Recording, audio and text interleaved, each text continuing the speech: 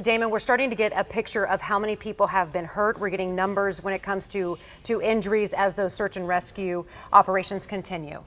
That's right. I just talked to the Garfield County emergency manager. He said about 10 to 11 people are hurt, minor injuries, which is good to report, and no fatalities reported at this moment. The Gray Ridge Estates, that's the neighborhood we've been talking about, that took a big hit. He said the search and rescue operations are starting to wrap up there. They've done at least 2 sweeps through this neighborhood. It's just east of Vance Air Force Base off Highway 81. But he said they may be going back in for another check just to be absolutely sure. But that's where we heard the search and rescue had been going on, for a good amount of time. And to hear now that they have been able to get to 10 to 11 people and they just have minor injuries at this point. There are also a few homes here and there on the southeast end of Enid that they're going to check in as well, not neighborhoods necessarily.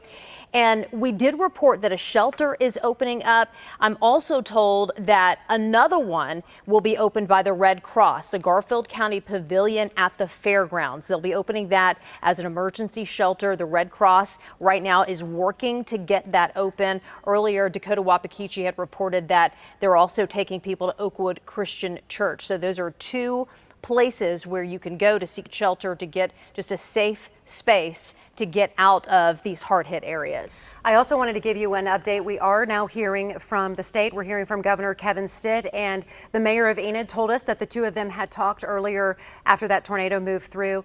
Governor Kevin Stitt is asking Oklahomans to join him in praying for the Enid community that has been severely impacted by tonight's tornado. He said that he has spoken with local leadership there and will continue working with them as they assess the damage and then identify needs. He says that his prayers are with everyone on Vance Air Force Base and that surrounding neighborhood.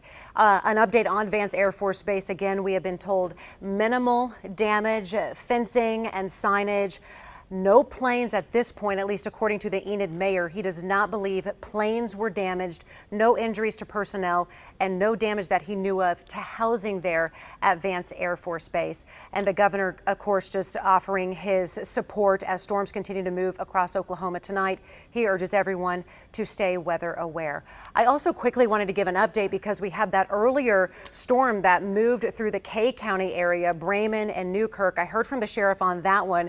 He said we had 1 house hit south of Newkirk with a barn down, no injuries. The rest of the damage will be power lines and trees. So this certainly, that's damage and that's someone's property, but it certainly seems like tonight Enid took the brunt of the damage from these tornadic storms.